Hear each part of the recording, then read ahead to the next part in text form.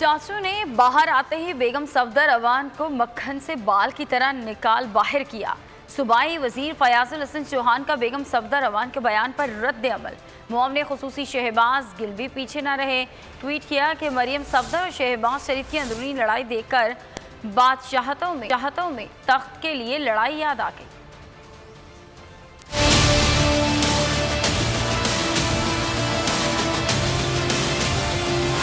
चाचू ने बाहर आते ही बेगम सफदर अवान को मक्खन से बाल की तरह निकाल बाहर किया। इस वक्त बेगम सफदर की हालत ना खुदा ही मिला ना विसाल सनम के मुतरादिफ है। सूबाई वजीर फयाजुल हसन चौहान का बेगम सफदर अवान के बयान पर रद्द अमल।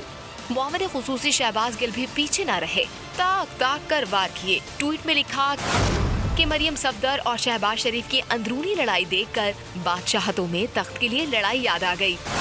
नून लीग जमहूरी पार्टी होती तो चचा भतीजी यूं हमलावर न होते। मफरूर वालिद की तीमारदारी के बहाने जमानत पर रिहा कैलेबरी क्वीन की हकीकत कौम खूब जानती है।